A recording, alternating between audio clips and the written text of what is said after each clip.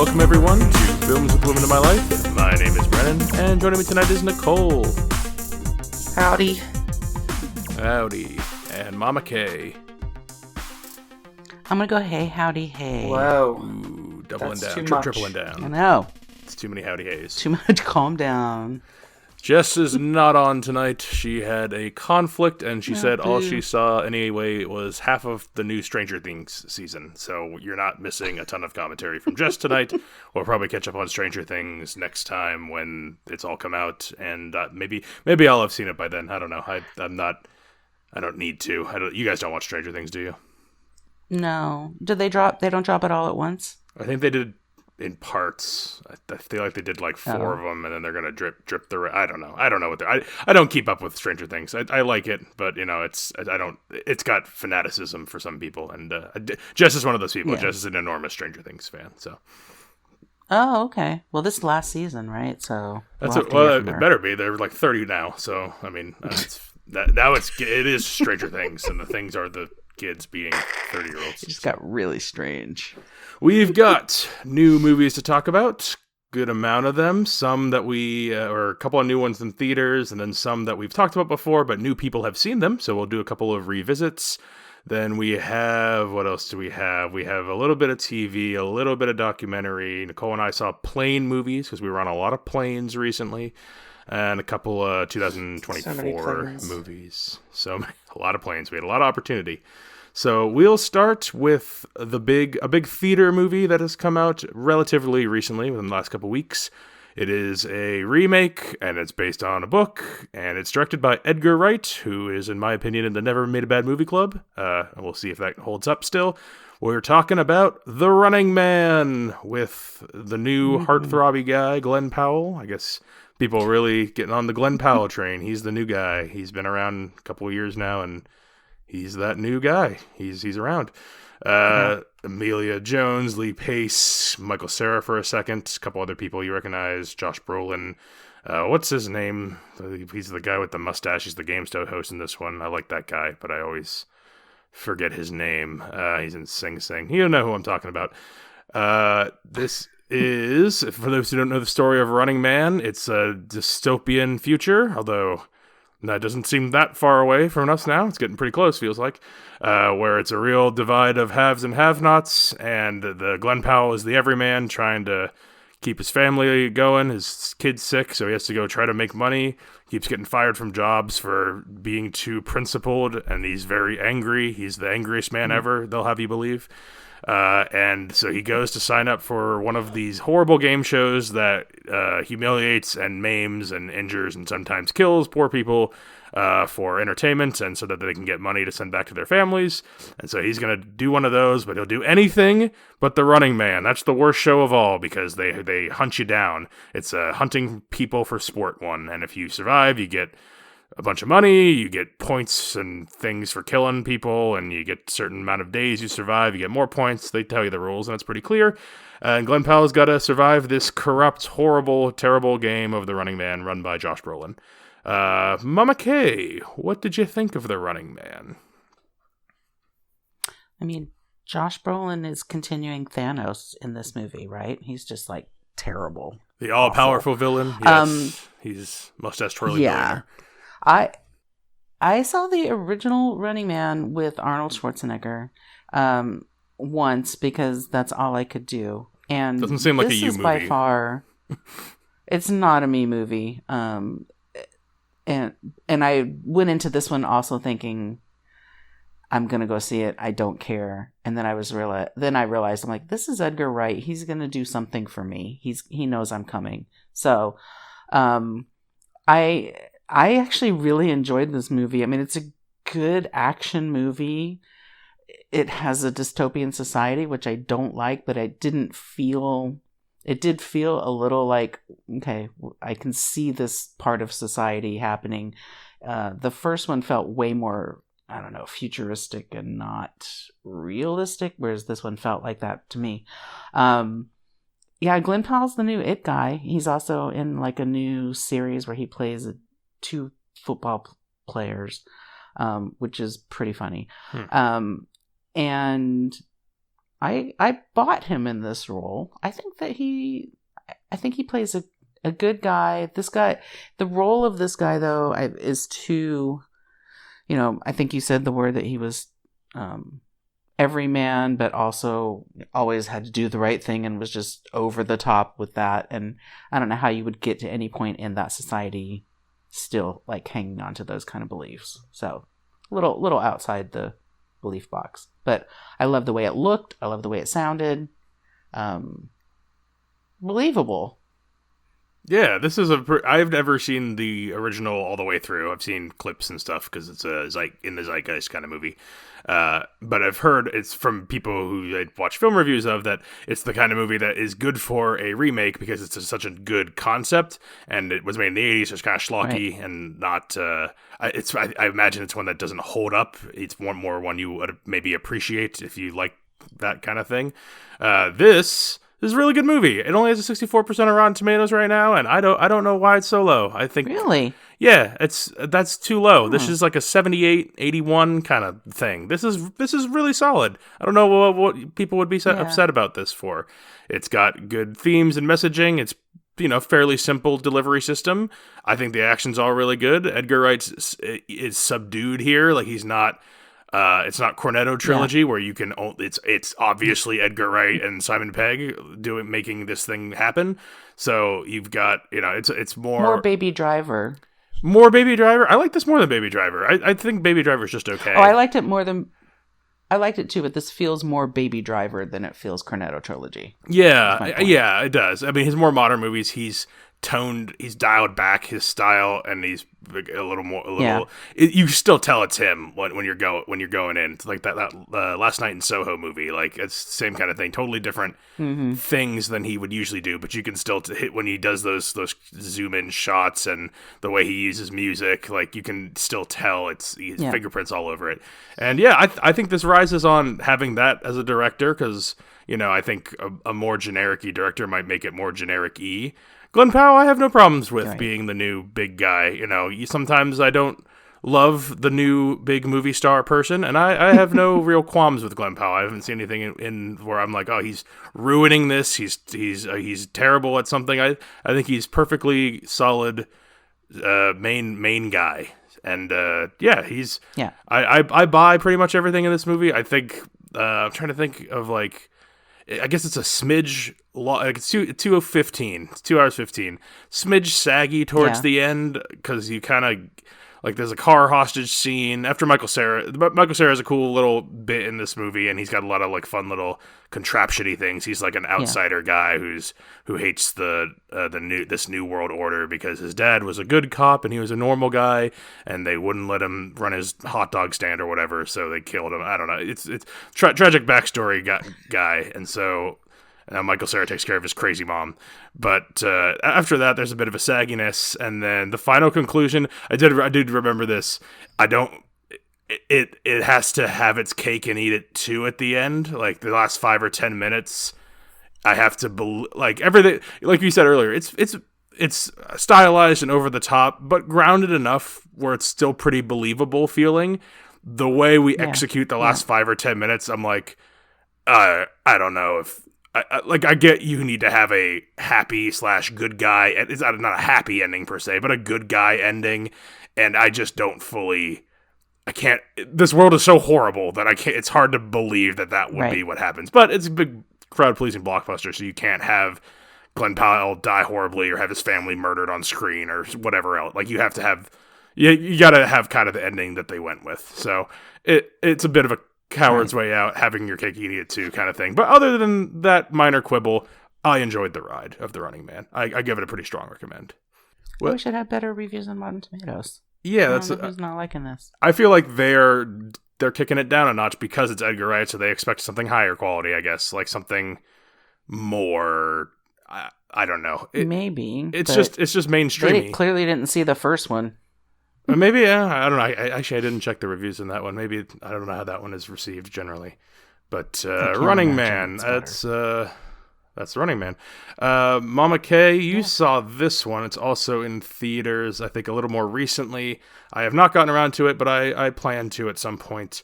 It is Rental Family with Brendan Fraser. Oh, And Rental Family. Rental Family. He's a guy. He's a American guy, and he's got to go be in a family of people from, is it Japan? No, he's he's an American actor who has been living in Japan as an American actor, and it's basically when they need a white guy, a white American, they call him in. So he's been like the superhero in the toothpaste commercial, and just really kind of what you would think of as, you know, quirky Japanese roles for So he's giant like Bill Murray white in men Lost in in that Translation. society. A little bit. There's a flavor of that, but the director's Japanese, so it has a very it's a mild tone to it. It's very peaceful, but it's not that it's a bland movie at all. That's not what I'm saying. There are some flavors of Lost in Translation in this, but so his what his role is he's been getting hired by these, you know, do small commercials and things like that, and he gets hired by this company that needs him to be a specific person in a situation. So, for instance, there's a woman who needs to get married because her family needs to see her as being a bride and being a wife, but she's a lesbian, and that's not going to work. So he stands in as the husband, marries her. He's there for the day, like just for the wedding ceremony, and that's it. And then she's getting ready to go away to another prefecture, another town, so she's not going to see her family. So he steps in, does that. Everybody's fine with it. He moves on to the next gig. One of them is, there's a guy that doesn't have any friends, so he comes over and plays video games with him, and eventually gets him to go outside and actually interact with like the real world. What he's learning in this is that he doesn't think that he is the type of person to be connected to people, that he's just an actor for a reason because he doesn't want to be himself. So he winds up taking a gig as a dad, and that becomes a very connected part of his life. So that's his turning point. The very quirky, great part of this movie is, I would say about 35 to 40% of it is completely in Japanese with subtitles. Oh, so you got it subtitles. So you do know what's happening. It's not just like throwing you in the wind. No, you know what's happening. I mean, there are times when there are characters that are speaking Japanese that they're not subtitling, but it's not, you know, it's clearly he's doing it. He's giving you what you need, you know, to understand what's happening in the movie. Does Brendan Fraser's character speak Japanese? He does. Oh, okay. Well, that helps. He's been in Japan for, I want to say, like 8 or 10 years acting, something like that. So he has a pretty fluent. Yeah, he's pretty fluent in it. It's just, I mean, he's a complete fish out of water that they don't really talk about the fact that, you know, he's a big man, and Japanese people in general are not big people. So just seeing him, that's what I see like, on the poster. poster. It's like him sitting on a subway car, I think, and there's a bunch of little little Japanese right. people sitting around him. That's all I saw. I'm like, huh, that looks kind of interesting. And then I saw like a decent review about it. I'm like, check this out at some point. Yeah, I think it's kind of fun and refreshing. I don't know that there's anything else out there like it right now. It doesn't ever like evolve into a real love story. I mean, there's a breakdown to, I don't want to spoil it because there's a big spoiler in the movie about whether people are actually, you know, are people acting in their lives, or are they actually participating as themselves, kind of thing. Gotcha. So that's another part of it, that it's kind of just nuanced that way. I really enjoyed this movie. I would watch it again. Rental Family.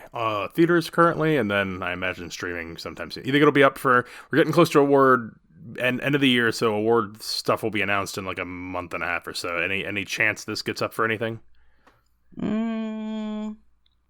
Like a screenplay, or is Brendan Fraser Oscar worthy in this, or is he just a guy?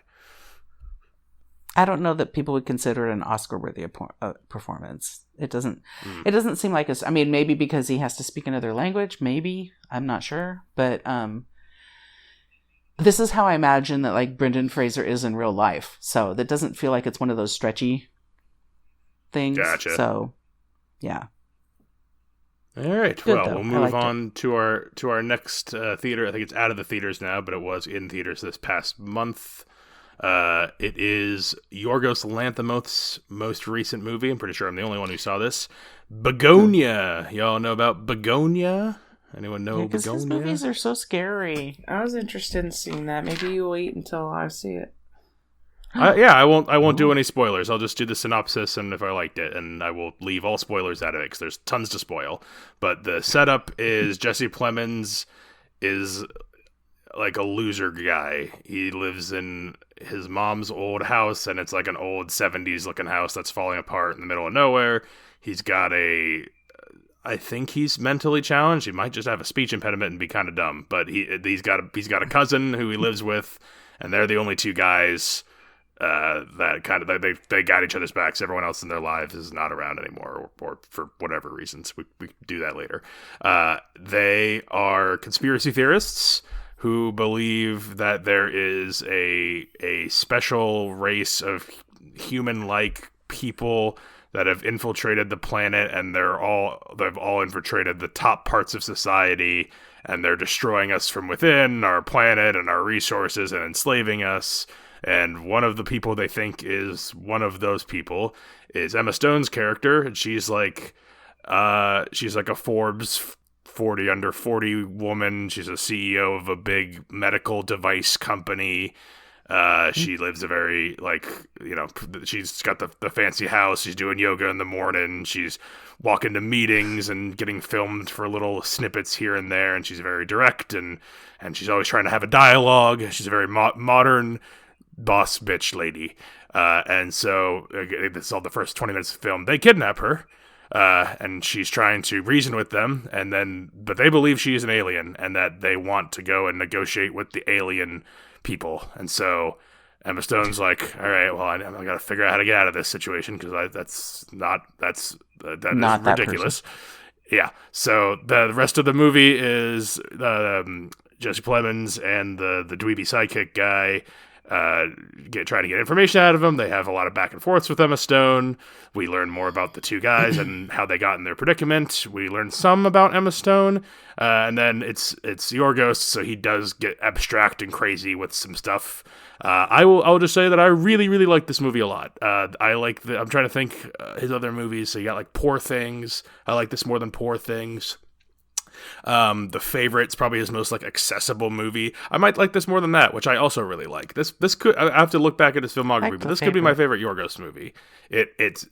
And what I was complaining about earlier about Running Man, I think this is a movie that successfully has its cake and eats it too. I won't get into all the spoilers and reasons why, because I want to save it for Nicole, because I think you would enjoy this movie. I think you'd get something out of it. So I'll just leave it at that and say Bugonia is a very strong recommend for me, and it will likely be talked about in my end of year superlatives. And Mama K, it's not really scary, so you could try it too. It's not like a horror movie. It's a comedy really. So it's okay. There's no jump scares. It should be fine. Okay, it could be on my list. So, Bugonia. We are still talking about relatively new movies, although they're not all going to be theater movies, because Nicole and I, like I said, were on a lot of planes. We saw some movies, and I think the only one that we both watched that we hadn't seen before that did come out earlier this summer is a sequel to a movie from the early 2000s that's probably near and dear to a lot of zillennial hearts. We watched Freakier Friday with Lindsay Lohan. I watched that too on the plane. Oh, you have also seen this. So we've got 3 people who watched Freakier Friday on a plane. Which, on a plane. After watching it, is one of the best settings you could ever watch this movie, is probably on a plane. I agree. And as far as plane movies go, I thought it was a pretty solid plane movie. But the synopsis for the original one, the mom and the daughter switch bodies to understand each other better because they are bickering about things. And so they got to walk a mile in each other's shoes so they can understand each other's situations better. In this one, Lindsay Lohan's daughter is kind of has a school rivalry with this preppy British girl. And her father and Lindsay Lohan, early in the movie, they have like a little meet cute because the two girls get in trouble, so they got to go talk to the principal, and they're like, "Ooh, I'm single, you're so cute, ha ha ha." And so we jump forward to the movie, and they're gonna get married, but the two girls can't stand each other, and they want to stop this because the one girl just doesn't want to stay in California, and the other girl doesn't want to move to London. They've got their own backgrounds of stuff they want to do. So the new switch up in this one is the British girl switches places with Jamie Lee Curtis, and she becomes an old lady and she becomes a young British girl, and then Lindsay Lohan swaps with her daughter. So then they have to walk a mile in their shoes doing this. The two girls, as the older women, kind of try to sabotage the relationship and the wedding because they have their own interests. And then so that's what's going on. We get some cameos from our first one, some songs. I'll start with you, Nicole, since you haven't talked quite as much. What'd you think of Freakier Friday? I agree with you. The perfect setting is somewhere where I just have to watch it, because if I was at home, I probably wouldn't pay attention to it as much. So that was a good opportunity for me to watch it and not miss anything, because anything that has to do with mind swapping or people swapping, time travel, anything like that, I get lost very easily. So I was catching myself a couple times trying to remember who was taking over whose body in this. Yeah. Oh, really? Okay. I thought it was pretty. Yeah, well, I'm not you, so I was trying to think of a way to say that without you going, well, anyway. Well, you didn't do a good job, did you? But I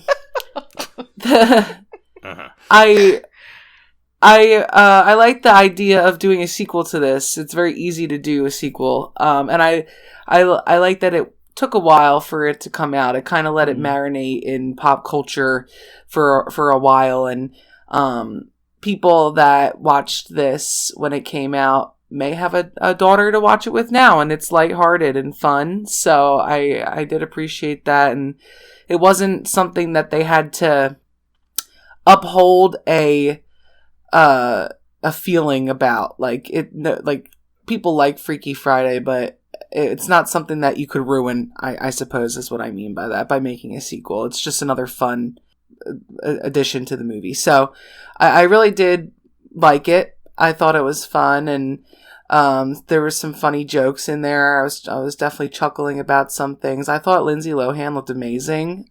I think she did a great job, and I'm really proud of her. I think just, we saw what happened to her as I was growing up in the 2010s and late 2000s, and she really did her 180. So yay, Lindsay.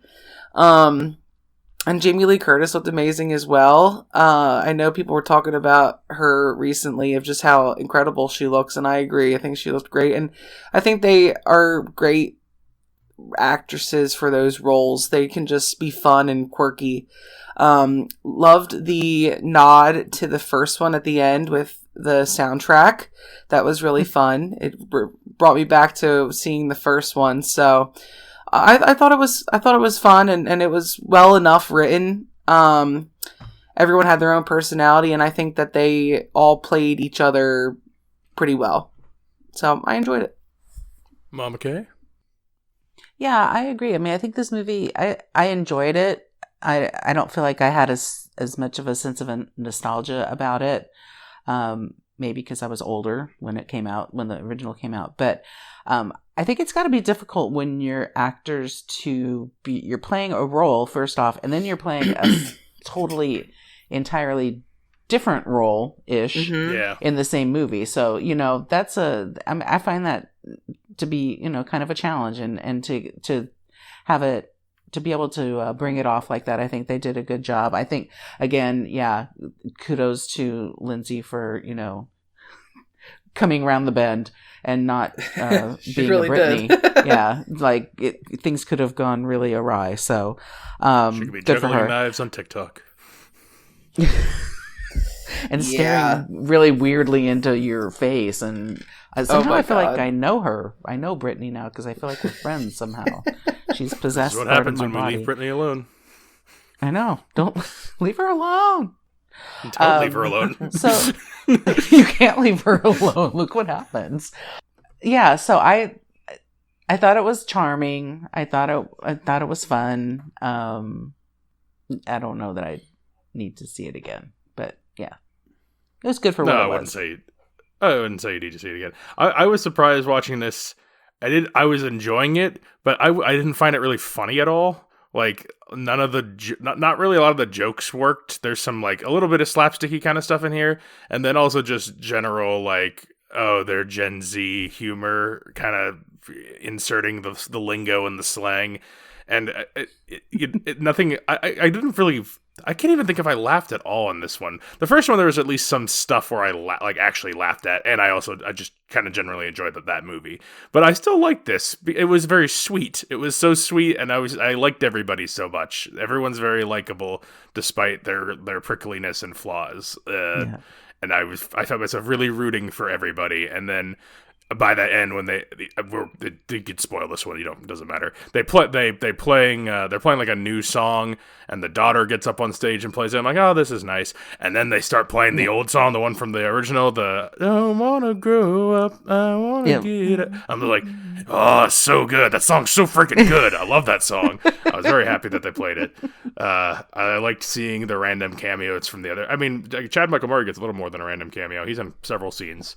He looks good. So does Mark Harmon. That was another thing. I'm like, wow, everyone who came back in this. I mean, Stephen Tobolowsky's an old man, so whatever. But like everyone who came back in this, for the most part, I'm like, wow, everyone's looking pretty good. Manny Jacinto's the love interest guy, and he's. I know he him looks from good too. Damn, I know him from The Good Place, where he was like an idiot character. So seeing him as the suave guy was. I didn't even realize it was him until the end when the credits rolled. I'm like, oh my god, that's freaking the guy from The Good Place. He's like a moron. He's always shouting Duval. So I like this. This would be like, I think you do have to see the original and care about the original though. I don't think this stands alone really at all. Like I think you need to like and have seen the first one. Otherwise, you need to be have some nostalgia for it. Yeah, especially with this, like a lot of the strengths were using nostalgia well, like using this from the first one, but doing it in a way that's pleasing. So yeah, Freakier Friday. I think everyone's recommending. Did anyone ever see the original? Mama Kid probably has. Yes. How's that? I mean, it's very Disney. So Disney was putting out a lot of movies at the time. When Freaky Friday came out, it was all like Herbie the Love Bug and stuff like that. So it was just all very slapsticky. So of the time, good of the time, yeah. Well, I saw another theater movie. Again, I don't think anyone else has seen this, even though Nicole, you should have, and Jess should have as well, because it's in the same franchise as one of your favorite movies from a few years ago, Prey. You guys remember Prey? You loved Prey. Well, it seems really like a one-off situation there. I wouldn't go as far as saying I need to see the next one. Come on, you and Jess are Predator fans. You're hardcore. It must have been like Predator a really fans. slow week, a slow year for movies. If it that was was a slow year, if I remember correctly. But Predator Badlands is what I saw. Dan Trachtenberg is back as director, the director of Prey, and Predator Badlands. So the Predator movies, and I'm talking about Arnold Schwarzenegger from an original movie. The first Predator is him and a bunch of other muscle guys, and they're gotta fight the Predator. They're like big beefy guys, and they fight Predator. And then there's been several Predators since that. I've seen some of them, and they're pretty bad, all of them. Predator is this dreadlocked alien who comes to Earth, and he hunts you. He is the ultimate predator. He has all of these weapons. He can turn invisible. He roars at you. He's awesome. He's Predator. And then later on, there's like Predators, so there's multiple Predators. And then in Prey, we did a little bit of a twist because Predator comes to Earth during like 1800s and fights like a Native American girl, so that's like way different because usually he fights criminals or muscle guys or someone with power. They fought alien once, so usually Predator's fighting other big strong things. But what has not happened yet, and what Predator Badlands is there is a Predator that is the protagonist. So there are multiple predators, and they live on Predator Planet. I don't know, whatever, it's fine. They live on Predator Planet, and they're like a war species, and they train up, and we follow kind of a runt of a litter predator who's trying really hard to do the trials or whatever and earn his predatorness.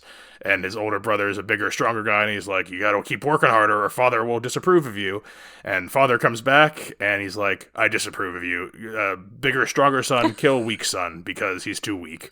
And brother is like, no, I will not kill younger son. I will not kill younger brother. I will not do it. So father kills big brother, and then young brother gets in like an escape pod. He gets sent. Yeah, that sends him on his hero's journey. So, in order to try to avenge his brother and earn his way back into the Predator clan, our runt Predator gets sent to the most dangerous, horrible planet ever that no other Predators want to go to because they have to hunt this big monster that no one else can defeat. And you have to learn why. It's like a regenerative creature, so he's very hard to kill. And he's got to go fight that, but there's a bunch of other horrible things on this planet. His sidekick in this is like a humanoid robot. So she gets like abandoned from like whatever human colony she's from, and she's like mostly just a torso most of the time. She's just a head and arms and torso. She's got no legs. That's what I thought I saw. Yeah. Yeah, and she's kind of like a sassy character. She asks questions and stuff, and she's got like a little bit of a tude to her, but she's bubbly and charming. So you got that, and then you've got big strong predator who's just kind of like, I don't care about things, and predator hunts alone. I will treat you as a tool. So he uses her as like uses her robotness for tools, but I will not be attached. I do not hunt with a person. I hunt alone. There's like a cute little critter that comes and joins the team. So they become like a ragtag team, basically led by Runt Predator to go hunt the big creature. And there's other things that happen in it, so I don't want to spoil it in case anyone wants to see it, because I liked Predator Badlands. I thought this was a really good movie. This might be my favorite Predator movie. The ragtag group that they put together is super fun, and you cheer for this small little group.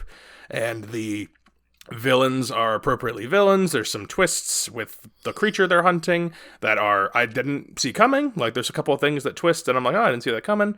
The android has like a sister android, and she's loyal to the sister android, but the sister android's a bitch, and she's loyal to the company over her sister. So she's not a trustworthy character. And then at the end, the son predator has to go fight the father predator, and they I won't say anything what happens, but they are setting up for more of this guy. There is definitely sequel bait at the end because a big ship's coming in, and he goes, "Oh, mother's home." So I'm like, "Oh, what's the mother predator like?" We've never seen a mother predator, so the Predator Motherland coming soon, perhaps. But Predator Badlands versus very Alien. good. Versus Alien. I feel like this is a Predator versus Alien situation. He fights aliens, but yeah, I've seen Predator vs. Alien, and this is much better than that. This is a good hero's journey, and ragtag group come together, and you cheer for them, and you like, again, the Predator is, I've never cared about that guy really, but these last two Predator movies have been very good, both directed by the same guy. So I was thinking the hopeful. next one's going to be more like Predator versus Alien. The next one where he fights the mother. Oh, because yeah, there's an alien mother. Yeah. Okay, yeah. We're tying it all together. Predator Badlands. I don't think any of you guys would care about it because there's no Native Americans for Jess, and I don't think you guys would care about it. So, Mama K, another new movie. I don't know if this was theater or streaming, but it's a sequel to a movie that I never saw. Family Plan 2 with this is Mark Wahlberg. Yes, Mark Wahlberg, Michelle Monaghan. Yeah, in Family Plan 1. Mark Wahlberg is an ex-CIA spy, spook, MI6, whatever you want to call him. And he winds up doing some spy-type stuff with his family. Surprisingly, in Family Plan 2, the same thing happens. But this time, they're in Europe. So it's like Christmas Vacation, and then, Christmas Vacation in Europe. European, yeah, it's like that, only without Chevy Chase and not Christmas, and with Mark Wahlberg. It's a bad movie. We're losing steam. Here. It's a really bad movie. There's supposed to be this sort of twist thing that their daughter is now studying in London. They have a daughter who's in college and like a 4-year-old kid. This is the family. it doesn't make for, really conducive family spy adventures because you've got a 4-year-old with you that was a baby in the last movie. Feels like The Rock should be in it somewhere. It's not anything you need to watch. I'm looking at the little cover pictures, and one is Mark Wahlberg looking at the camera with a child on his shoulders catching snowflakes with his tongue. I'm like, nope, no thank you. And then there's Mark Wahlberg choking a guy out. And then there's just the Apple TV Plus logo with the family underneath it. So I don't think I need to see this. This looks... Did you guys like Family Plan 1? Is that why you saw this? Or was this just put a thing on? I can't tell you. I was probably honestly avoiding something else, having to watch something else. And this was a compromise movie. So that's where I'm at with that.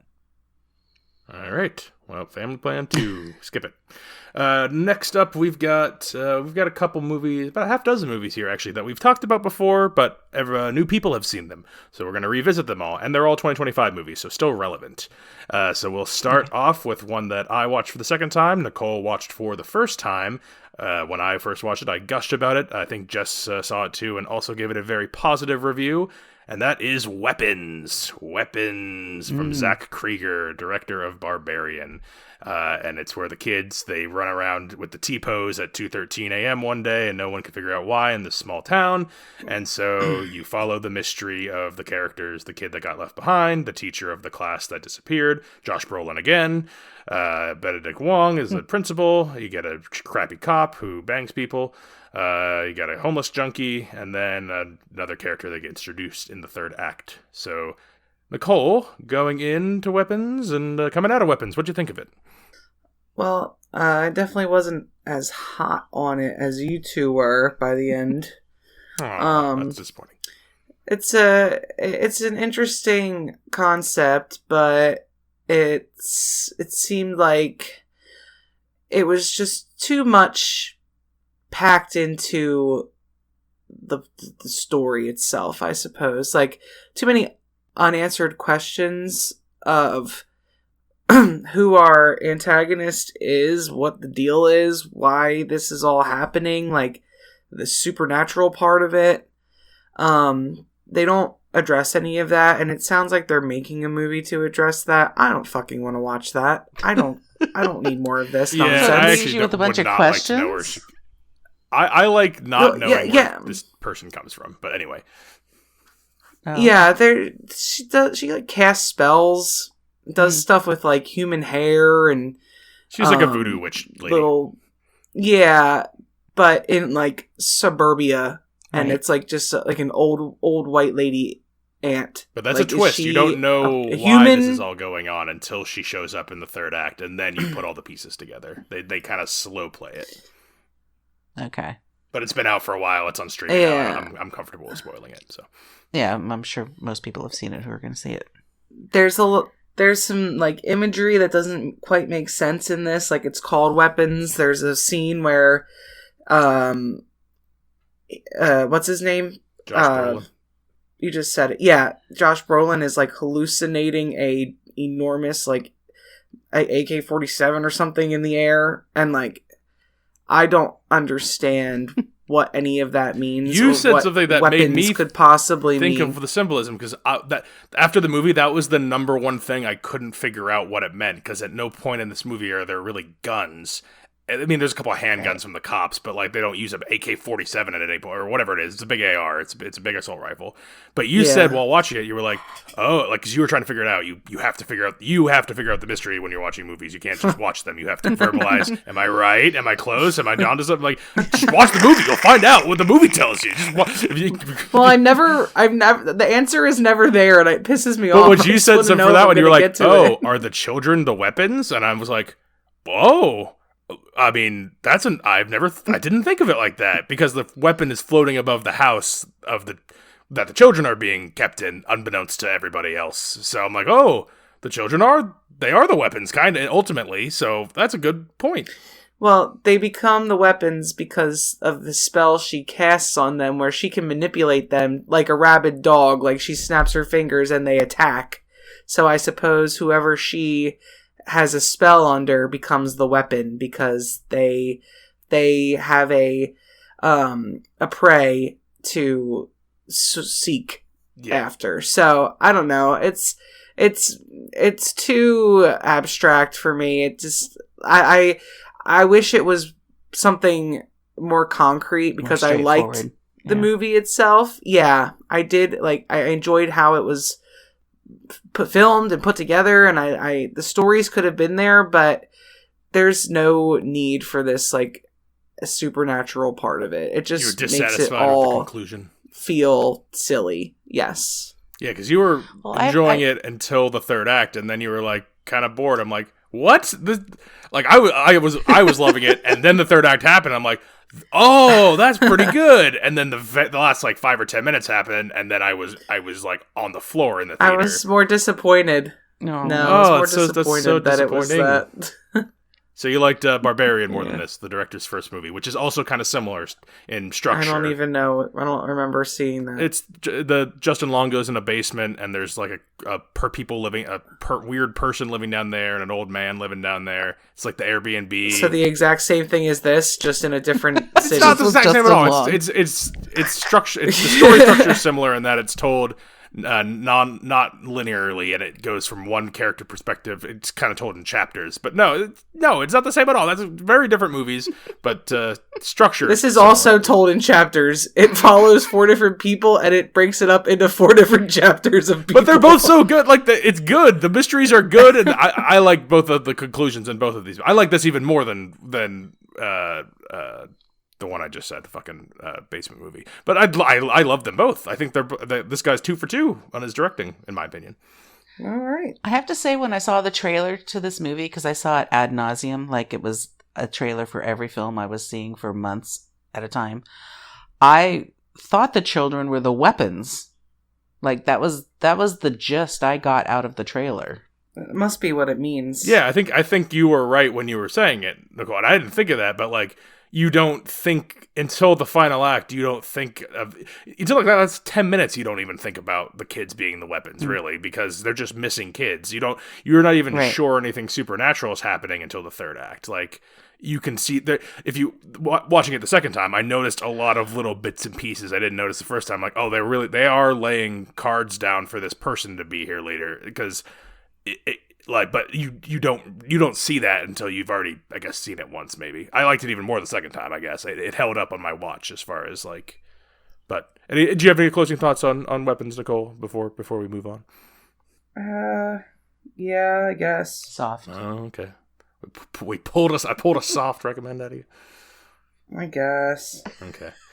Well, Mama K saw a movie that Jess and I saw earlier, another movie that both of us really enjoyed, and that is the 2 hour and 45-minute Behemoth, One Battle After Another, Paul Thomas Anderson's One Battle After Another with Leonardo DiCaprio and others.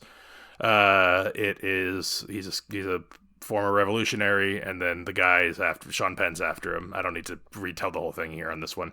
Mama K, what'd you think of One Battle After Another? It was a strong film. I enjoyed it. I liked everybody in it. I didn't know that was Sean Penn for a long time, so hello. He really disappears into that role, which is tough for Sean Penn, because you just see Sean Penn. Yeah, I mean, he does. Somebody, Benicio del Toro never disappears into a role, and neither does Leo, so that's fine. But I love the concept. I love how irreverent it was about maybe about where we're at in life, and this movie felt really relevant, and how they're just, I don't know if there's a lot of people now that have this passion of what happened in your youth that just takes over your whole life. Leo's character just he never left being, a 22-year-old kid. You know what I mean? That was just him forever. So he just sits in his cabin smoking weed all day since their exactly. party got broken up. Right, the French 75. So, which is a great drink, by the way. So yeah, and the weird part is I was avoiding this movie because it was 2 hours and 45 minutes long, but I was fine with it. I was okay with it. That's what we both said. Okay. We were like, it went by pretty fast, I thought. Yeah, it just, I mean, the pacing of it was perfect. And just, you know, it just kept me going on and on. I didn't get bored of any of the characters. I wasn't really bored of what was happening. I was interested in what's coming next. So, yeah, good effort. I don't know that you really have to, don't go out there to make a 2 hour, 45-minute movie. I'm not saying that because I'm not about that, but yeah. No, if you make a 2 hour and 45-minute movie, you have to earn it. It has to be make this it good. this. Yeah. Did you think of that? What did you think of that car chase at the end? Because I don't know what screen you saw it on, but I saw it on a big screen, and it made me nauseous. What did we see it on? IMAX. It's the 3-car chase, and they're going through like the rolling hills. Yeah. Yeah. That was awesome. Very good movie. Well, speaking of 2 hour and 45 minutes, I saw one that I think maybe just Malakay saw. I don't know if Jess saw it. I know Nicole didn't see it. And that is Mission Impossible: The Final Reckoning. Reckoning. Wow. That's a long movie. This was 2 hour 45 minute and did not need to be that long. This was a plane movie for me. Actually, it was split amongst 2 plane rides because even though we flew to and from other continents, I still needed another fucking plane ride to fit. So Mission Impossible: Final Reckoning. The last one, it picks up from Gabriel and the Entity, and that's the big bad thing that's happening. I think I've seen every Mission Impossible. Maybe not the third one. I don't know what happens in that one, but I've seen most of them, and I like half of them. And I liked the first Dead Reckoning. I thought it was pretty good, not as good as Fallout, but pretty good. And this, I was like first 30-ish minutes. They got Ving Rhames in it. He's gonna we're in spoilers. This movie's old now. He's right. One of the original characters that dies in this one. So he's got some emotional parts in the first one, or in the first part of this movie. So first like 30-ish minutes, I'm on board. We're kind of recatching up. I'm fine with the new characters for the most part. So I'm good so far. And then for like fucking hour and a half, we are just doing the most boring thing ever, which is we gotta go underwater and get the little thing. And it's so cold and so far, and Tom Cruise, you don't have the suit, so you're going to get the bends, and your heart's going to stop when you go super deep in the water. And let's do that for an hour and a half. And while the other characters sit in a cabin and talk to a guy from one of the other movies who has a whole backstory that I don't really care about, because that's not what I watch Mission Impossible movies for, is the backstory of the characters. And the president has all these squabbling generals, and I care about that, like two of their 12 scenes. And we just don't.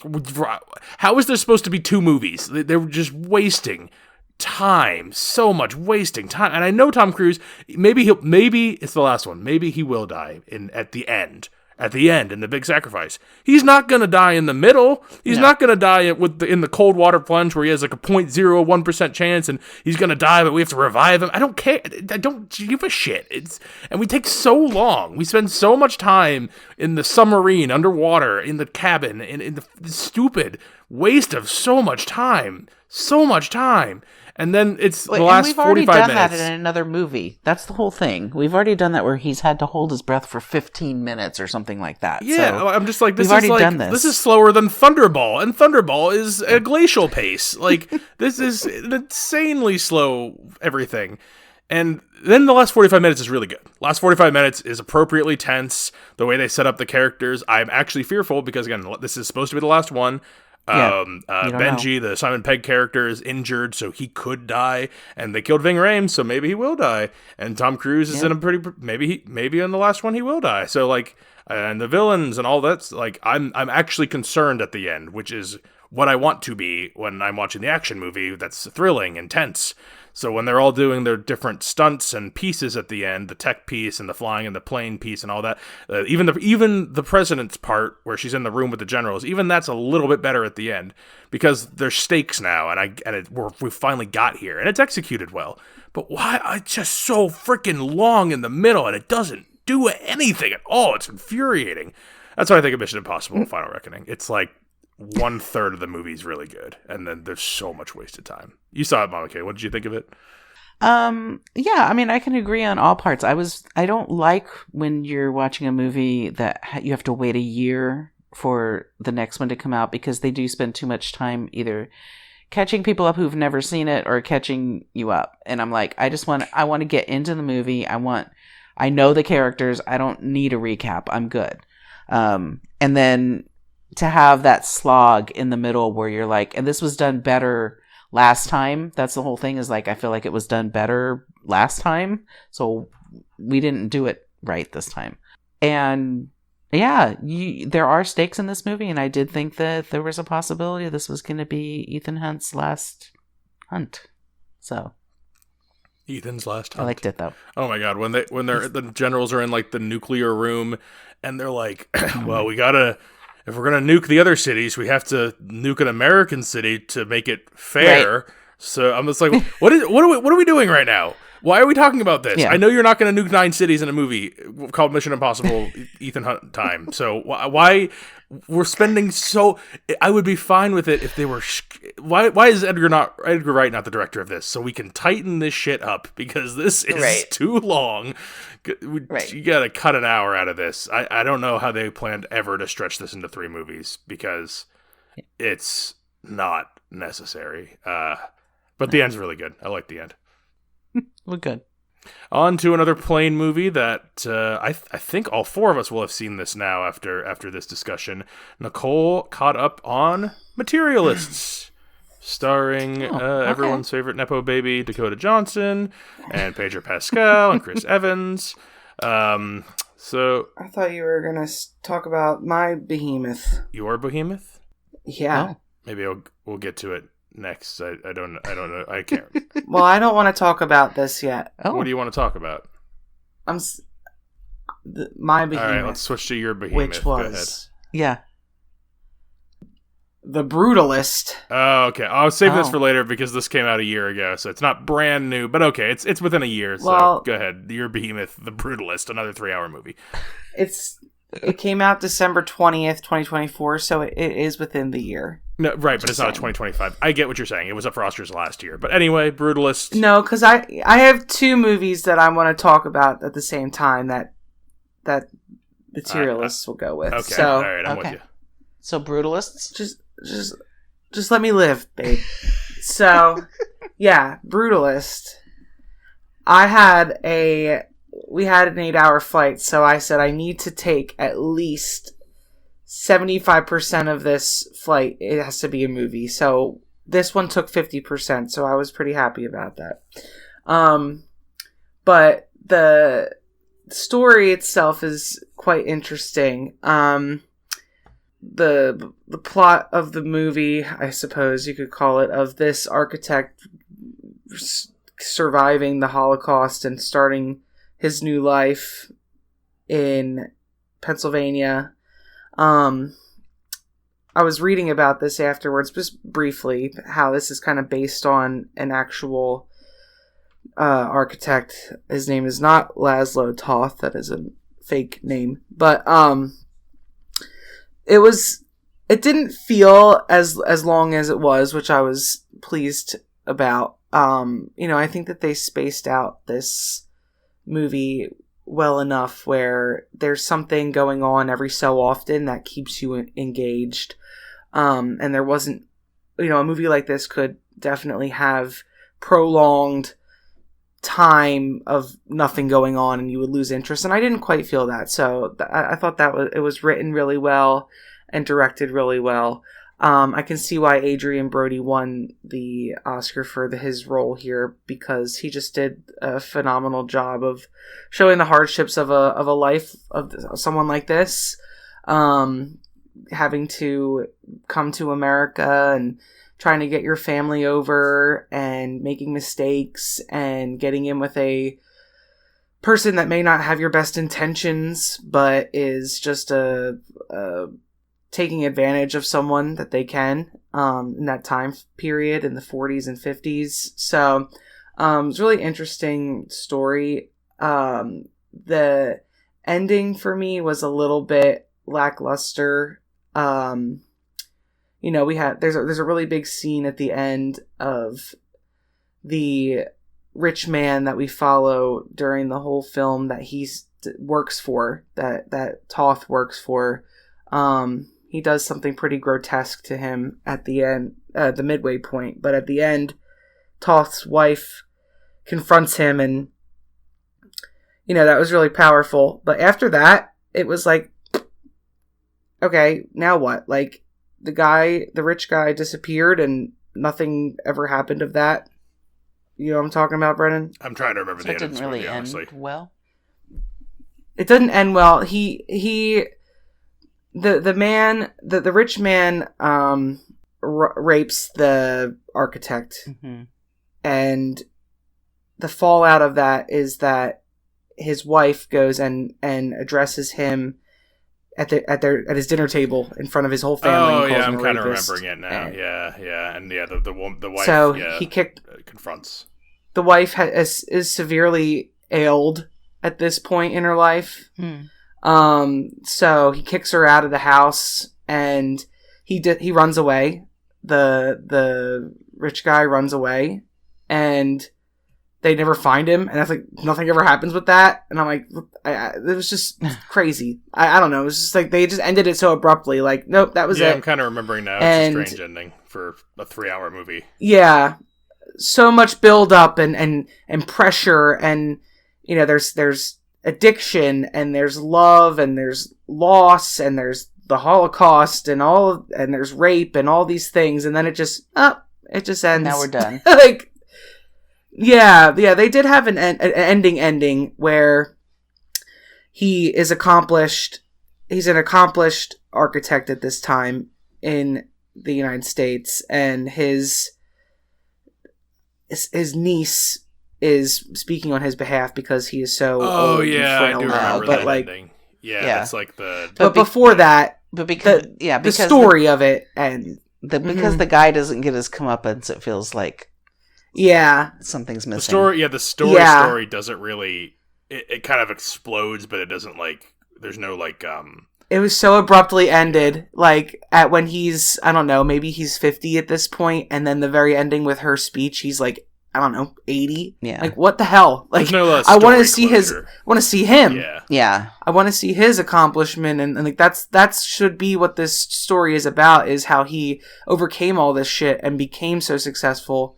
I guess that's what that speech was at the end. But regardless, I liked it, and I was very impressed to see that they made this film with $10 million. That was one of the most shocking things when I read that afterwards. Yes. How? And the money they spend on movies, and this is, I just looked at it, 3.5 hours long. It's even longer than these last ones we were talking about. But it's all period piece. So, like, that's fuck shitload of money. How do you do that? Like, I don't know. When I watched this first time, I was like, this looks great. Like, it looks amazing. I know you saw it on the tiny little back of a headrest, but on the big screen, it looks amazing. It doesn't look cheap at all. Just doing scenery and costuming for something like that sounds crazy. Expensive. Yeah, absolutely. Yeah. I know there's some controversy about this film that they may have... I think it was confirmed that they used AI to enhance the accents of the actors, the Hungarian accents of them, like Adrian Brody's accent and I can't remember her name, Felicity, who's with it in him. So I don't know how I feel about that. I'm still not bought into the AI, so I don't know. That's maybe that's where some of their $10 million went to. But yeah, it was a good movie. I enjoyed it, and I'm glad that I saw it. I remember loving the first half and then liking the second half. Like the first half when he first comes there and he makes the little library and he first meets the guy, and then there's I don't remember if you had it on the plane, but there was a literal intermission where like it's 10-minute. There was they had it in the movie too. Yeah, wow, I actually kind of like that. Like when they did that in the theater, the lights actually came up for the 10 minutes, and like I went to the bathroom and actually didn't miss anything, which was nice because I always have to pee.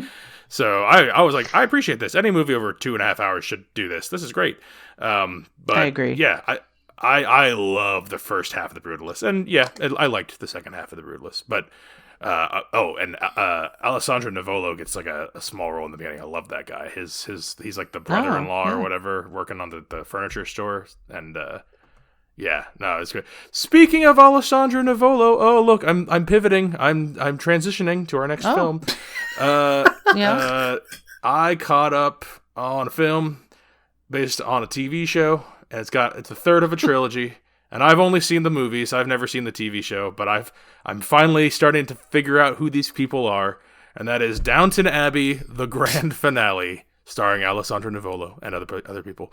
No, Alessandro Nivolo is like a con man guy, but all of these British people are back, and they got their falling apart manor. And it's the 30s now, so like when they go to London, it's got lights and cars and shit. So it's like modern. There's gay people in it, so Telephones. Modern. What else is happening? There's always been gay people. So the whole driving narrative, Lady Mary, I guess like the main character in quotes, is she's getting divorced from the guy from the second movie, and that's like the biggest deal in the world, I guess, in British aristocracy. Like that's like. You should have just died, basically, would have been better. So she's been, like, outcast from a bunch of the fancy parties that they all go to and events and all these things. So her social capital has taken a hit, and that makes the father, Robert Crowley, it makes him nervous about handing the keys over to her. And what else is going on? The one servant girl's putting on a show at this fair. And the fair's, the guy who runs the fair is curmudgeon-y, so she's got to, like, convince people her ideas are good. What else? Molesley's writing a play, trying to write another play, because he made one finally, and now he's struggling to do anything else. The guy who was gay in the second one, or the first one, whatever, the gay guy is still with the other actor man, so he's doing well. What else happened? Alessandro Nivolo's friends with Paul Giamatti, who's their bank American guy, and he screwed up a bunch of their finances in the recessions or the Great Depression. He's their uncle. They're even more cash poor than they were last time, so they got to sell stuff off. I think that's all the main stories of what's going on here. I like this. This is good. I think I still like the middle one the most because it was the stupidest. No. But I finally kind Brennan, of know who the people are for the most one? part. They don't do a ton of the downstairs people, I feel like, in this one, which I don't really mind. I kind of like the upstairs people better. So yeah, it's fine. It wasn't terrible. I kind of knew what was going on for the most part. The theme song slaps. So yeah, I give it like a no matter soft what, recommend. right? No matter what, it's my white noise show. Like if I'm trying to fall asleep and I can't fall asleep, I just put it on in the background, and it always starts. It's always because of I will not, not listen to usually I don't listen to the very beginning of a show. I'll skip over everything, but like you have to listen to the very beginning of the show because that's the best part. Oh yeah, the second one was terrible. I don't know what's wrong with you.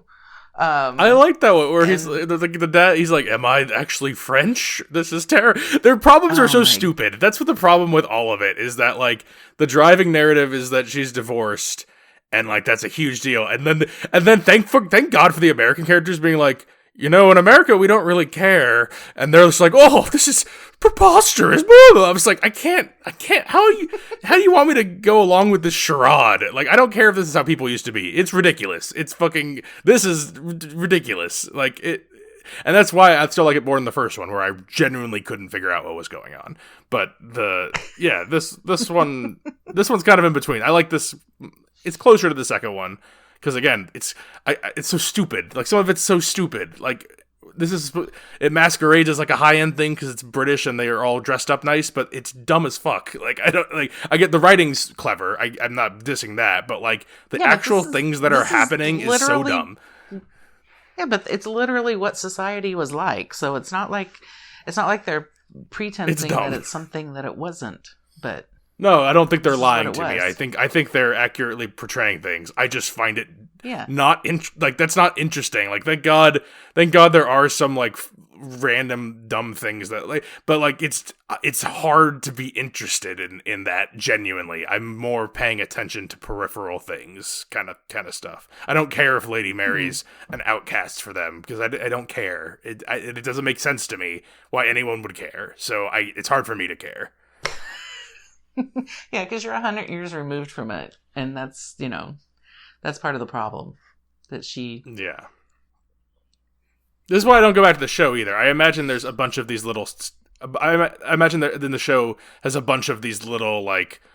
It's all like, oh, someone makes a tiny faux pas, and then everyone freaks out for, like, 3 episodes. Like, I imagine I'm sure there's people who actually have real struggles, but, like, they seem to be on par with the fake struggles, so I don't understand, like... I can't... it's very hard to transplant myself to their shoes in any way.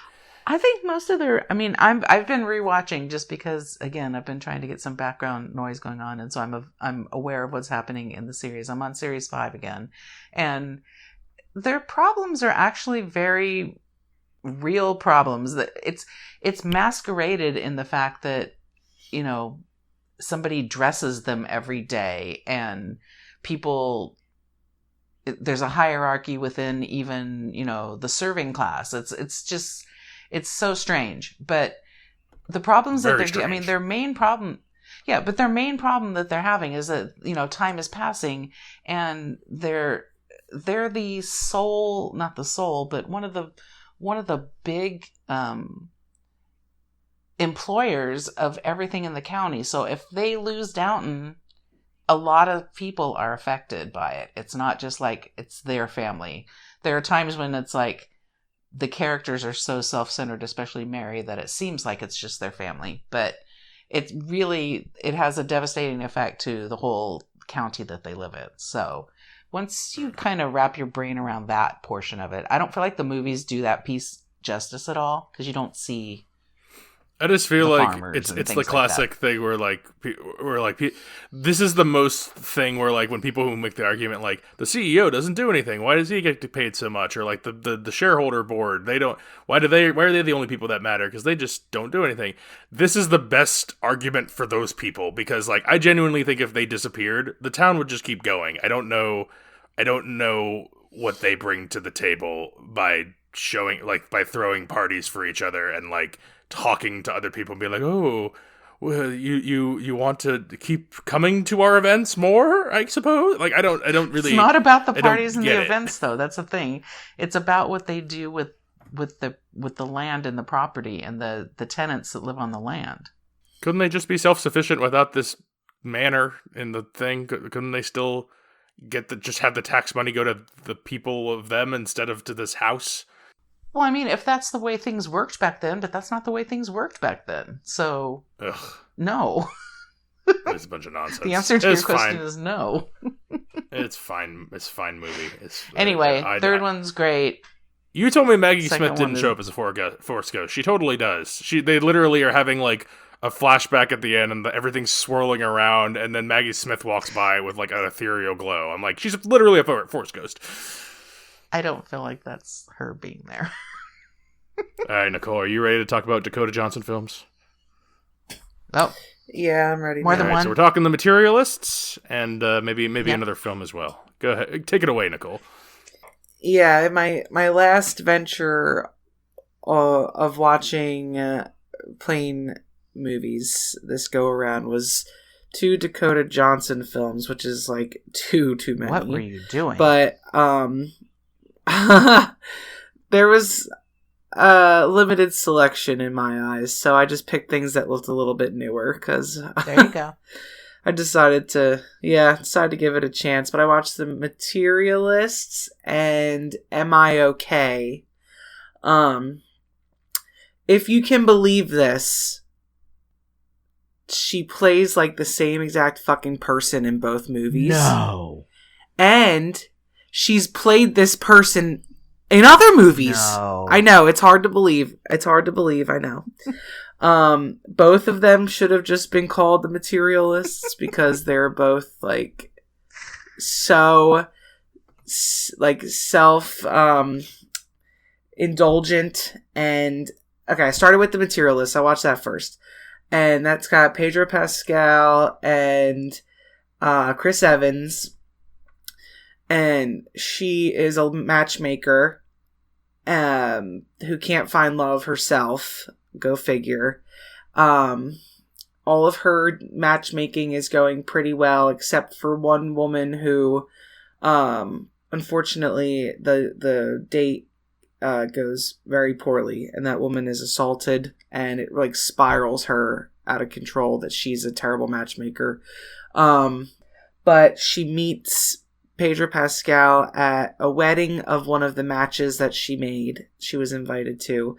And she wants to keep him for herself instead of putting him into the pool of her candidates. So they date, and in the background, she re-sees her ex-lover, Chris Evans, who were together as 20-somethings, and their life was shit, and they didn't have anything going on for them. They were poor, okay? They were broke. Ew. Gross. So now that she's a bigwig and she's dating a man like Pedro Pascal, can she even think about getting with someone so disgusting as a server? Chris Evans disgusting as again? Chris Evans? Ew. Yuck. Gross. Yuck. And he's a server in New York. He's with also a an roommate. actor. Two roommates. Yeah, 2 roommates. A starving actor. Starving actor. He's in the same place he was when they were 22. Yep, exactly. So we follow the love story, and is money everything? Does money buy happiness? So maybe not, but what does it buy? What does it buy for Pedro Pascal? What do we find out? Well, he's Nicolas Cage. He's long legs. I thought that was the weirdest flip in this movie. That's what I said at the end. I said it's Chekhov's leg surgery. This is very strange. Right. That's why she. Yeah. Well, when he bent down to his original height, she was perturbed. She was like, "Ew, I'm going back to the poor guy." Automatic beast. Only thing worse than being poor is being short. Being short. Yeah. Modern dating, am I right? You're rich. Yeah, but what a weird movie. What a dumb movie. My God, that was really bad. I remember kind of liking it, but not liking the ending. I'm thinking the ending was like she should have just been alone. Yeah. I don't know why she had to pick these guys. Just be alone. She's just rather insufferable. So anything that she does is like, I cannot take this seriously, because she probably is. Sorry, I don't know you, but you're probably like this in real life, and that annoys me. Well, I mean, she is playing the same character. She didn't even have all to the time. act. You didn't even say it. She played the same. She has the same. Her character has the same name in both the movies that you saw. She's Lucy. Well, yes. Oh, so yes. Geez. Yep. So moving on to Am I Okay, to lump these together. She is another loser 20-something in this, maybe 30s. Who knows? 31-year-old, whatever. Her best friend of however many years is confused why she is such a prude, and realizes that perhaps she's a lesbian, and has come out to her friend finally, and she's like, oh, I knew that, whatever. Well, the friend's moving away. She got a job offer overseas, so now she has to sit with the fact that she's a lesbian now, she's a prude, and her best friend is moving away. So they have their falling out prior to the friend moving away, and she has to figure out how she's going to have her first lesbian experience. So she meets... She's going to figure this out? She meets... Yeah. Okay. So she... See if she likes it, I guess, a trial run, I don't know, but she has that experience with a coworker who turns out to not fully be gay, perhaps just questioning or curious, I don't know. But by the end of the movie, you know, she's still insufferable, she's still a lesbian, and she's still Dakota she gets Johnson. Reunited with her friend. Yep, and she's still a materialist, and... still gets to go to London with her friend. Is this in a beat up car again. Oh, she's still poor. Still poor. This is direct. Just her in like a semi-alternate universe, but still kind of the same. Except instead of Chris Evans, it's a lesbian girl that works at a masseuse. It's Christine Evans. Yeah. Tig Notaro has Oh my a God. pretty interesting cameo in this. She's like a shaman lady, and she's also the director of this movie. So people know her. She's a comedian, okay. and she's in that Zack Snyder movie with the zombies in it. But yeah, I also saw this on a plane I think maybe last year, and yeah, it's good. I mean, I thought it was one of the most 3-star movies I've ever seen. Like, it's good. I'm kind of interested. The woman who's her best friend, Sonia Mizuno, she's a regular in Alex Garland movies and TV. So I kept watching and be like, oh, she's in so many good things. It's a shame she's in this thing, but she's fine. It was okay. Am I okay, Tom? I don't even remember Tig Notaro being in this. What do you mean, shaman? They What go part to am I like a missing? hammock retreat. Oh God, yeah, there was Hammock that. retreat. There's It was a the- scene that would annoy you, yes. Yeah, I kind of feel like I should watch this. yeah. Yeah, you should, just to give your take. It was okay. It was okay. I mean, it was okay. Am I okay? It was okay. But Dakota It's just Johnson. the tropes are so like there. It's Yeah. like I've seen this a million times. Which did you like more, Materialists or Am I Yeah. Okay? Probably Materialists. I agree with you. It's just so over the top, silly. Like it's kind of funny. Yeah. Well, that does it for our brand new movies. Now we'll move on to... We have a few documentaries, and we also have some TV that Mama Kay will handle. And the TV she watches is stuff like... oh my god, I'm seeing the cowboy hats now. We are talking about Landman. Landman? Mama Kay, why don't you talk about Landman? I don't really want to talk about Landman. I just told you that this is what I'm watching. These are compromise shows. You can that I do watch it with for you, 30 Dad. seconds, and then we'll move on to the I next can do Landman. okay. Fine. Landman. We're in season something 2, maybe. Season. It's There's 2 on here. Is insufferable. Billy Bob Thornton? Billy Bob Thornton. It's insufferable. But it's not on the level of a 911, so I can sit and watch it. When I it's not say like that, one of I those. can't Okay. watch 911. Yeah. And it's just, I don't, it's Billy Bob Thornton in a role he was never meant to play. So I don't understand what happened here with casting. And his wife is annoying. His daughter's annoying. His son's an idiot. So he comes off as being smart and, and a good guy. Yeah. John Hamm died a while ago, so we don't even have him in the scene anymore. But now we have his wife, the character, who's played right? by I feel like I Demi would have Moore. heard about that. Not John Hamm the man, John Hamm the character. Okay, he good. was the character last season, I and was almost his Googling wife there for a is second. played by Demi Moore, and who's unrecognizable. So, yeah, Like in The Substance. we're watching that.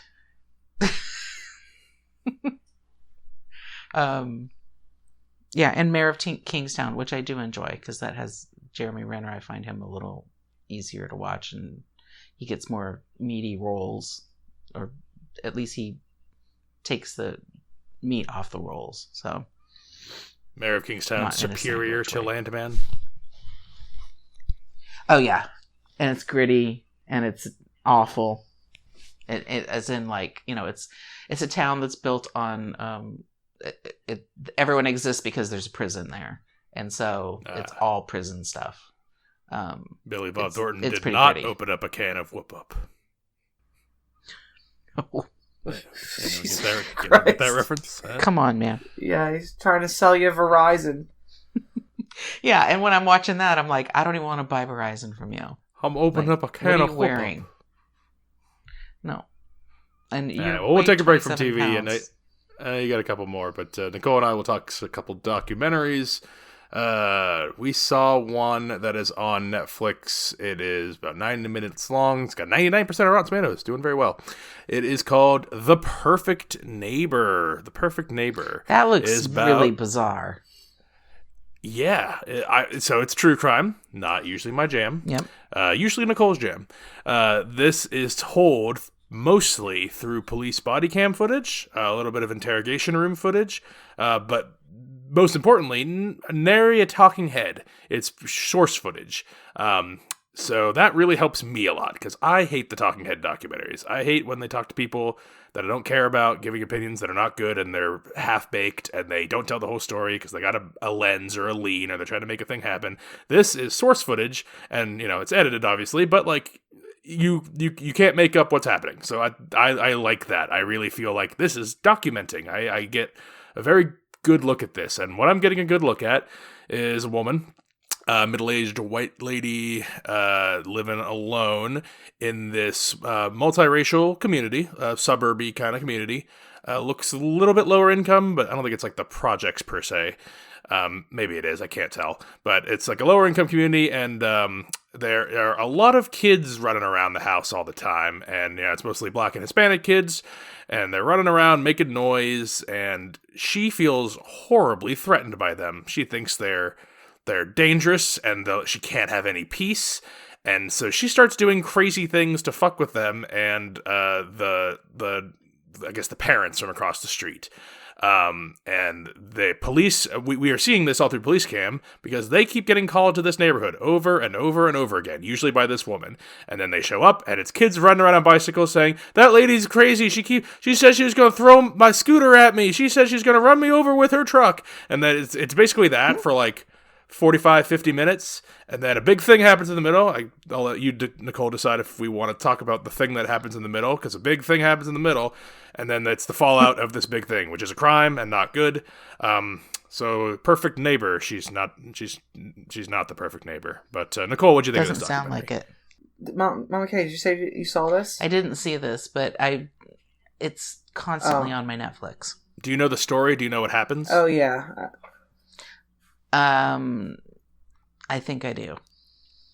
Okay, well, Nicole, take it away.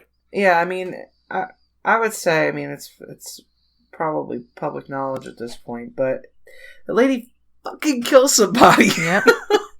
She freaking kills the mom of one of the kids. What? It is so crazy, this story, and I really enjoyed the way that this movie was put together, this documentary. I agree. There's no additional fluff added to it. We don't have sympathy from one side or the other. We are able to make our own opinions and watch this as it's happening.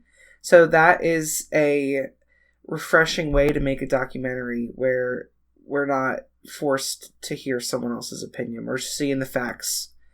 And it's really sad, really terrible story. I liked this, and I know that this, I think the director of this is on a personal level with the woman that was this shot. Is not like so I think that's why I looked into it this. afterwards. This is not like exploitive. The filmmakers are family friends. Yeah, this is like someone wanting to get the story out this was there. all made with their permission. So I hope that others look at the way that this was directed and use this, because it's laying the facts all out there to make it that we can follow along, and it's not just fluffing it up. So I really did like that. I appreciate that this woman made this for that family.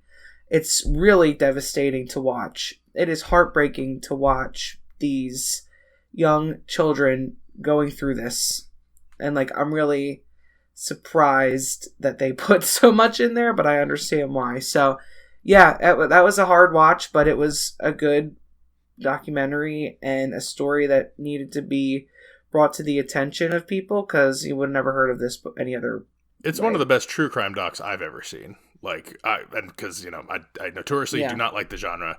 The only ones I can think of that I like more have a different twist on them, like that one with the baseball game and Larry David. I love that one, but that's a little long shot. I can watch Long Shot over and over. I love it. It's like a 40-minute doc, but it's so good. And that has a couple talking heads, but the story is just so irreverent but that's a different kind of fun. This is And what I like about this, like the source footage thing, it's not making the kids out to be saints or angels or perfect. This is a perfect family that this woman destroyed. They're just regular. They're a little rowdy, Right. but they're totally normal, reasonable people. The adults come out and they're fiery and whatever, but they're reasonable and normal people. And then you go to this woman, and my God, is there not a more unlikable woman on the face of this earth? She is just she's horrible. Just a horrible, and every time she shows up to the police, she gets all, I didn't know, I was just scared for my life. But there's one time they go to the door and they knock, and she what the fuck? I told you to go away. And then she sees the police. I was so scared for my. She's full of shit. She's such a piece of shit. And like, you're watching. Oh, when did this happen? It was somewhat recently because the woman uses Florida's stand your ground laws to try to get out of it, saying that she felt threatened for her life by these people trying to break in and get her. And I'm just like, these fucking kids on the bikes, you fucking moron, you psycho. Like, and yeah, she's just constantly doing things to escalate and like just fucking ridiculous. This was in 2022. Okay, yeah, so pretty recent. So, yeah. But yeah, I would. This is the highest recommending of a true crime doc I can really give. I thought this was really well done, Nice. And what a monstrous woman! Like I blood boiling. I already get my blood boiled about any suburban mom yelling at people, but she's like the fucking queen bee of horrible suburban moms yelling at people to the point where she's shooting you. So, perfect neighbor, not good. Not the perfect neighbor. And then Nicole and I also watched a documentary that was on a completely different topic, completely different style of storytelling. It's called Buy Now, The Shopping Conspiracy. Talking about the world's top brands and exposing all their hidden tactics and strategies to get you to buy. And it has things about the algorithms and about all the waste that gets created and just the endless stuff people are buying on Temu and Shein, and they show a bunch of clips of creators with their opening all their bags, and this is full of talking heads. It's full of AI. They use a lot of AI generated stuff in this one. So completely other end of the spectrum of documentary filmmaking. But Nicole, what'd you think of Buy Now, The Shopping Conspiracy, also on Netflix? It's not really sticking with me right now, but I feel like there's a lot of documentaries that cover these topics, so I can't say that it's standing out for me right now. Always interesting to just over consumerism, but it's just gotten. I think people are like, because of like Temu and stuff like that. You know, they're. I feel over consumerism of all these documentaries about it. Like, that's possible. We can talk about it all day long, but they put their little blurbs in at the end of this is how we can make a change, but you can't keep saying it and not do it. So it's just gonna, we're just gonna keep having these on a bigger scale later on when we start getting into more of the e-waste and AI waste and all that kind of shit. So who knows? It's just all the same information being regurgitated at us all the time. Yeah, this movie is like a waste of my life. It sucks. It's lame. It's preachy. It's tilted and one-sided and telling half-truths. It's doing everything the other one didn't do. It's just it's a propaganda piece for whoever is making this thing. Not saying that waste is. If anyone who knows me personally knows I'm a non-wasteful person. Too sometimes some could call me frugal. Perhaps a bit miserly at times with my choices of spending and not wasting. Don't throw away foods or old items. They still work. My underwear might have a few holes, but I can still wear them. So I am on the side of the people who are making this documentary, and I still find them horrible and preachy, and I don't want to. It makes me not want to listen to them. It makes me want to go buy more shit from Amazon right now just to say fuck you. This is stupid. Did you buy more underwear? That's all I need to know. I just need to know. Well, no, I mean these ones are fine. What, didn't you just hear me? They're fine. The underwear are fine. So yeah, I don't need that. But no. So this is the perfect foil to the perfect neighbor. Yeah, the endless buying stuff does make me nauseous and sick, but so does this documentary. Don't watch Buy Now, The Shopping Conspiracy. Oh, we are getting close to the end here. Mama K, a couple more TV shows I see you have on here. What do you got here? Hostage? What's that? Yeah, it's not worth talking about. What I really want people to watch is Beast in Me. With Claire Danes Beast and in Me. Yeah, Matthew Rhys is the creepiest man out there currently, playing a creepy man in this, and I think it's like 5 or 6 episodes, Netflix, I think.